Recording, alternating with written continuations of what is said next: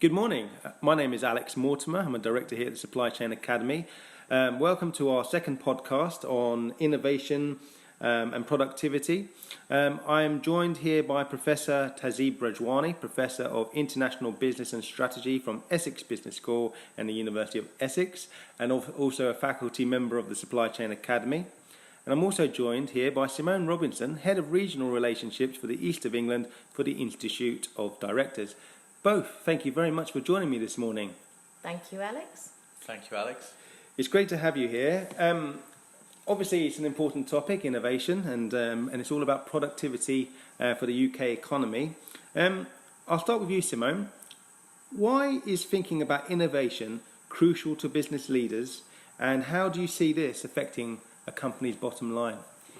Well, Alex, I think each age that we go through, each industrial age that we go through, sees developments in equipment and technology to help us work harder, make more money, help with the bottom line, and get things done quicker.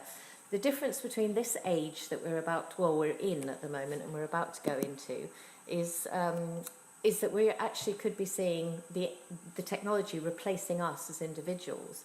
And our IOD members are very aware that the development of AI and the analytic world that we're in at the moment is going to make many jobs non-existent, and we've got to be aware of that. We have to be aware. So our kind of key phrase at the moment is "be prepared, not scared," and we're trying to do a lot of educational pieces on that. And the bottom line is about actually harnessing the innovation, not being scared of it, not trying to pretend it's not happening because it is, and making sure that it actually works for you to benefit the bottom line. Taz, I can see you nodding there in the corner. What's your view on this? My view is that we're seeing a digital expectation gap. So what we're noticing is that the private sector and public sectors in the UK relative to other big economies like Japan, South Korea, is trailing behind. And so there's this expectation gap, and what we're noticing is that as the UK tries to transform, it has to think about innovation, and the industrial strategy document that recently came out is focusing on kind of key areas, and AI is one of this. So technology orientation is one aspect of the story, but how do you do it? And so you have to think about offline and online assets.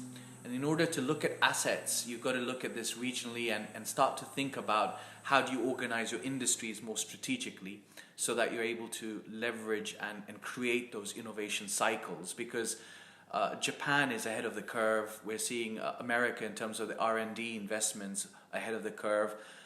So we need to think about investing into education, thinking about investing into key industries to drive that into the future. And then how do you build a commercial model that allows more partnerships? And I think partnerships, for me, is the key word here that we need to think about. How do you build that blend of engagement across different industries and different groups? Taz, thank you. I'm seeing a lot of this in business. I'm hearing what you're both saying, and I appreciate where you're coming from. Simone, from an East of England perspective on the IOD, how are businesses receptive to this?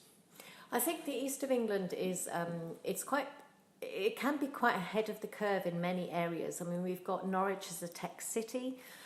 Cambridge is obviously leading the way in a lot of developments, a lot of innovative companies. However, a lot of the East of England is rural and it is remote. And I'd be interested in Taz's view in this. I was talking earlier about industrial revolutions. The previous industrial revolutions have seen us putting trains and improving our roadways. But from what we can see in the East of England, we're not still investing in those things. We've just kind of let them go. Whereas, we're now talking about driverless cars, but we've got to have decent roads for them to go on.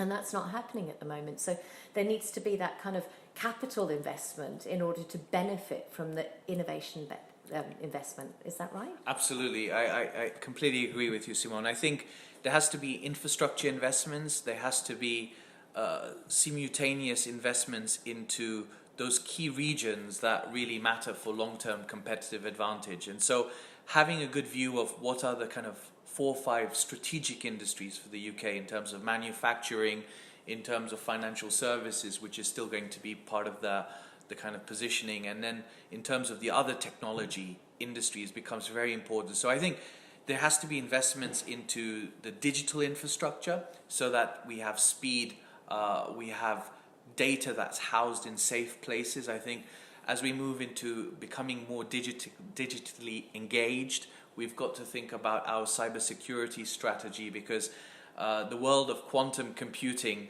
as we move into that kind of world, will have all sorts of risks. So it's about managing those risks, investing into those key industries, and thinking about the right innovation with the digital marketplace. And how does that link across the supply chain? So the supply chain, without a doubt, is very important, and the kind of, if we look at it as a value chain, so everything's interlinked. And in terms of how we think about managing the assets in the supply chain, and how we think about productivity, boosting investments in the supply chain, digital is part of that story. And whether it's investing into Internet of Things, into analytics and advanced analytics, investing into those key areas of robotics and autonomous technology becomes really important. I think UK has those advantages that they can exploit, especially by leveraging big university brands in the region. You know, so kind of we have to just look at Cambridge and Oxford. My university, which is University of Essex, has the IADS, which is the Institute of Analytics and Data Science. We have a lot of universities that are doing some amazing things, and now it's about translating that knowledge into those companies and transferring that knowledge across. That's what's needed to kind of move things forward. Yeah, it's all brilliant, but yeah, I'm still seeing businesses and business leaders struggle with implementing this change into their own organisation. What's your message to them to get out of their comfort zone, or is it because they have their own processes? Is there, you know, what can we do to support these businesses grow? From an IOD point of view, I'd encourage IOD membership, because obviously the Institute of Directors is constantly looking for and communicating new developments and new access to funding. And again, that can be a huge thing for people, because they see this as an expense, whereas actually, you know, there is grants available out there for people to look into it. I mean, wouldn't it be marvellous if every small company actually had a person that was just looking to the future, a futurist? I mean, how amazing would that be? Also, the apprenticeship levy, our members need to know far more about that so they can get that talent involved in their companies. And Taz mentioned earlier about education. We've got to be investing in education in STEM subjects. We really do. And the IOD is campaigning very hard for that as well. Obviously, there's a lot of IOD events. Is there anywhere they can look for these events? Yes, so we've got a number of events taking place, all dealing with big data, AI, blockchain, and those can be found at www.iod.com/east-events. But yes, we have an event taking place in Essex on the 21st of June, which is all going to be focused on digital and AI, so we'd encourage people to come through to that, kindly hosted by the University of Essex, which would be brilliant. Yes, incorporating our partnership, which also includes the Institute Directors, the Supply Chain Academy and the University of Essex, which we're very much looking forward to, and more details will be out on that shortly. Is there anything else you'd like to add on your thoughts on innovation and productivity?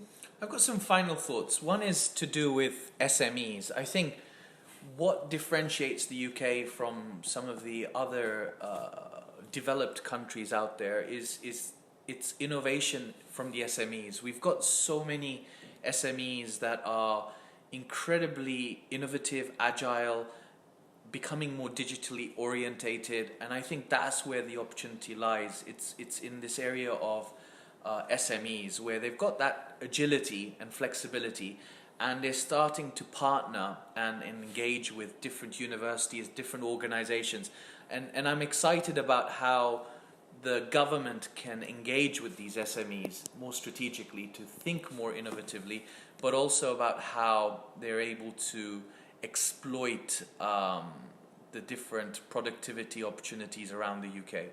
And Taz, what we're finding within the IOD is that, especially in the east of England, we are incredibly good at start-up, but it's scale-up that we struggle with.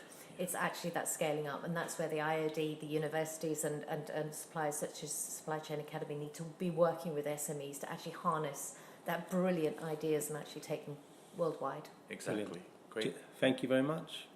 Thank you. Thank you.